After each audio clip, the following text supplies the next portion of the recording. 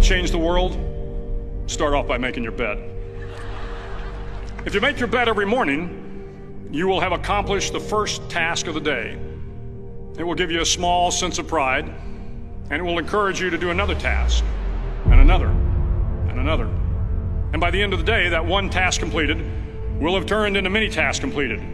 Making your bed will also reinforce the fact that the little things in life matter. If you can't do the little things right, you'll never be able to do the big things right. And if by chance you have a miserable day, you will come home to a bed that is made, that you made.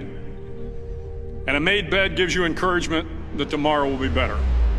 To pass SEAL training, there are a series of long swims that must be completed. One is the night swim. Before the swim, the instructors joyfully brief the students on all the species of sharks that inhabit the waters off San Clemente. They assure you, however, that no student has ever been eaten by a shark, at least not that they can remember. But you are also taught that if a shark begins to circle your position, stand your ground. Do not swim away. Do not act afraid.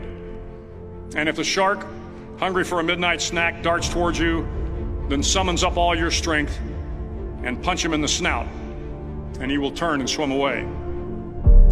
There are a lot of sharks in the world. If you hope to complete the swim, you will have to deal with them. So if you want to change the world, don't back down from the sharks.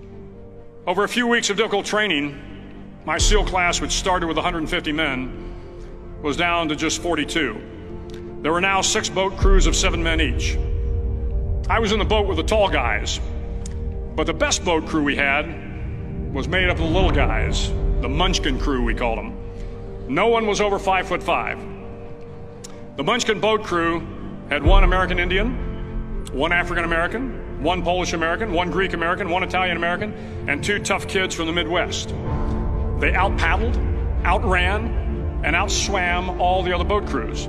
The big men in the other boat crews would always make good-natured fun of the tiny little flippers the Munchkins put on their tiny little feet prior to every swim. But somehow these little guys from every corner of the nation and the world always had the last laugh, swimming faster than everyone and reaching the shore long before the rest of us. SEAL training was a great equalizer. Nothing mattered but your will to succeed, not your color, not your ethnic background, not your education, not your social status. If you want to change the world, measure a person by the size of their heart, not by the size of their flippers. The 9th week of training is referred to as Hell Week. It is 6 days of no sleep, constant physical and mental harassment, and 1 special day at the Mud Flats.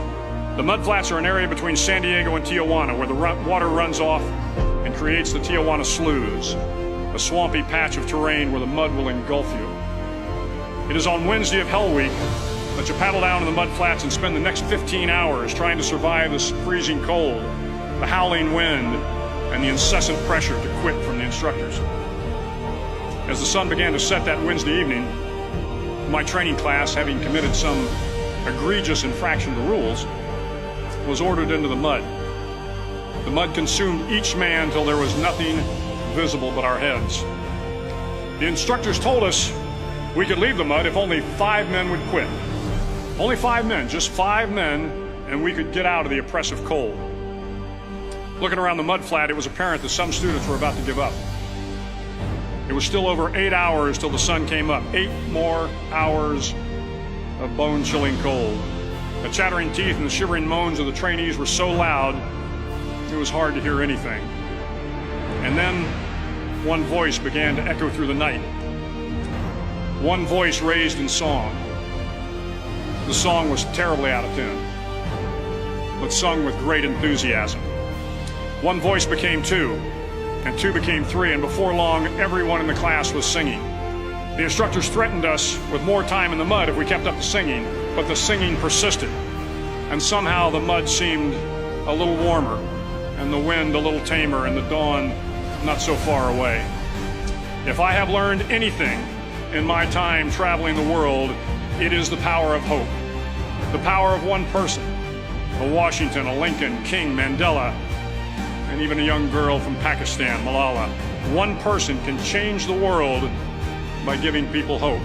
So if you want to change the world, start each day with a task completed.